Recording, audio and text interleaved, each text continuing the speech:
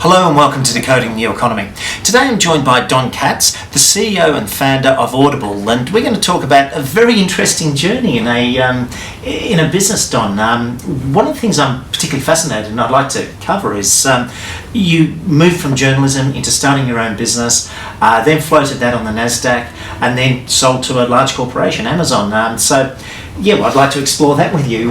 It's a long story to compress into a couple of minutes, but sure. I'd love to try. So basically, I had what my wife calls a non-toxic midlife crisis. After 20 years of quite successfully writing every day of my life. I started out as Rolling Stones correspondent in London in the 70s, covered the wars and revolution of the 70s, moved into writing books. I wrote very long, intensive books, and I took on that Rolling Stone, you are there, inside the head of the principals in a drama, dying for a cause, and the like, and I took it into business writing. Right. And I'd already had a degree in economics from London School of Economics. I got the basics of the to and fro's of the economy, but I began to learn more because I wrote a very intensive book about Sears Roebuck, the great American corporation of the 20th century that basically defined the look and feel of middle-class life, and was basically a massive multi-$100,000 institution. And I had full access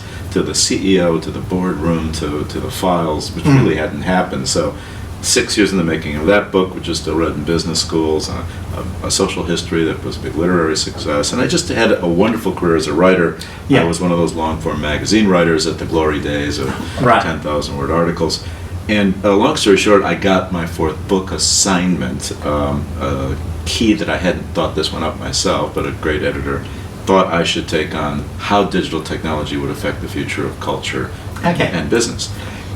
Didn't write that book. But I became more and more expert on the characteristics of particularly the kind of technology that would affect the transmission of media. And in understanding that early, and we're talking 93 now. This is early in this. It just came to me, and my college roommate, who was a computer scientist and PhD, brilliant technologist, decided that we needed to liberate the signal in some way to make it portable. At that point, we talked about new solid-state flash memory and things that were expensive and new. But long story short, we basically designed the first, which became the first digital audio player years before the concept of MP3. And between 1995 and 1997, my roommate went off to be the CEO of a software company, to his regret later on. But I forged forward, and we formed Audible to design the first digital audio player, to design the first download transmission system, and actually to design the first way of securing intellectual property through encryption. This because my content that I'd created over the years was already being ripped off on the Unix internet, and I kind of thought, how will the professional creative class sustain themselves in the digital economy if there's no ability to keep control of it? So all of this stuff massively before a market awareness could possibly exist. We commercialized the player in 1997. It sits in the Smithsonian Institution in Washington as the first player. And the business began at a time that no one knew how to download. No one trusted their credit card online. And it really, it still was, it was a very glamorous startup. Kleiner Perkins, very famous venture firms. We had industrial investors, Microsoft, AT&T, the phone company Compaq. People believed that this was in some ways the future of how things would be distributed, although we're too early along with me. The company went public in 1999 because in 1999, people kind of forget this, good companies that were leading categories that went public got massive amounts of basically free capital, but inappropriate to the public markets, really. But it was just one of those weird moments. There were, I believe, 1,500 public internet companies by the beginning of 2000, and by the beginning of 2003, there were about 140. So the decimation, which again, people forget this stuff. Americans are really good at forgetting economic history. But it was a death march, period. And only the companies with viable business models and with somewhat conservative views on how to use capital. And I think because I'd had these two careers, I was less anxious to play the game, which was then to give all your IPO money to AOL or to Yahoo. Right. And then you were dead meat. Because your, Yeah, your, sure. your stock would double the next day in the announcement, but you were dead meat. So, Yeah. many near-death experiences, things I never experienced as a writer, laying off 40% of the staff, then 20% of the staff to survive. But we made it through being on the pink sheets, which is our kicked off NASDAQ, was not fun. The whole company at one point was worth less than our patent portfolio had been assessed for. But as Steve Jobs called me in late 2001 and wanted to discuss a secret project, and that was the iPod. Yeah. So I knew about this thing called the iPod before a lot of my friends who were senior Apple executives, and people forget this also. When the iPod came out, it was for ripping your music from your CDs, and iTunes was about 2 years, 18 months in the offing, but it worked commercially with Audible. And I knew all would be well then, because I could see the lift that the iPod had that our little player had, had not. Steve told me he was going to spend $15 million marketing this, which I thought was all the money in the world at that point, being a little company. Yeah. Of course, now we spend that in a very short amount of time ourselves, but it was fantastic, and at that point it's been kind of a lift-off, partly because this was a category which is absolutely fantastic from the consumer perspective, that if you can hear it and you can get at it with a good price, we applied technology so that now your smartphone is your library with hundreds and hundreds of hours of stellar entertainment, learning.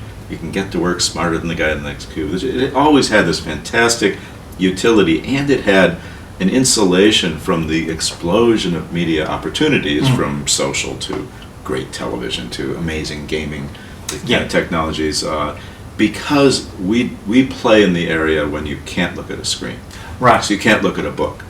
You are driving, you are exercising, and there's really, tens of millions here, hundreds of millions in the States of hours per week that is low value time that literally we imbue with value. So it was amazing kind of adventure. Being a public company CEO for 9.5 years, who was counting, it was very exciting in a way, and it was a kind of an honor to serve shareholders in that democratic sensibility for a time, but partly because of the misbehavior of other corporations and legislation that made everything very expensive. And then as soon as the computer trading thing happened, and you suddenly have this metaphysical sense of who are you working for?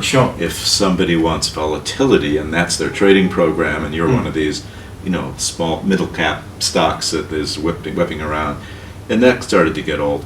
We had partnered precociously. One of the many keys to our survival was that I wanted to be able to be good partners to larger corporations. So Microsoft owned 37% of Audible at one point. Our main business partner was obviously Apple, because we exclusively still supply iTunes with their audiobooks.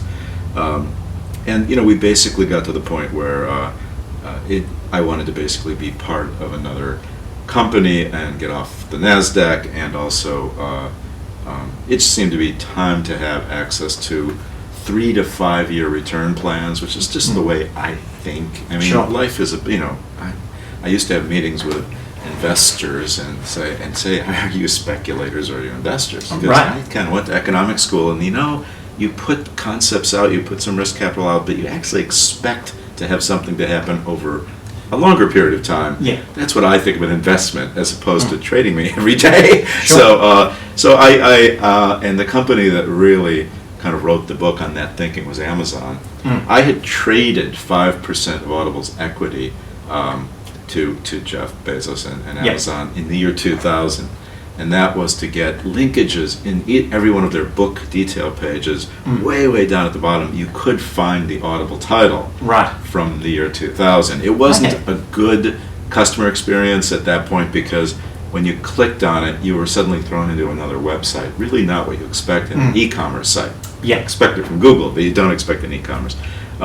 So it wasn't a productive, but it was a partnership, so our cultures had a lot in common in terms of customer centricity. We were totally focused on innovation and invention as a core mission. We weren't ever going to just ride on a platform that somebody else built. We were going to innovate, and we always had tremendously deep physics level, tech chops. So it seemed a great thing to marry up. Yeah. And it has been just amazing. So now then we end up having not only this, fast-growing, very sophisticated company with global reach and multiple product suites.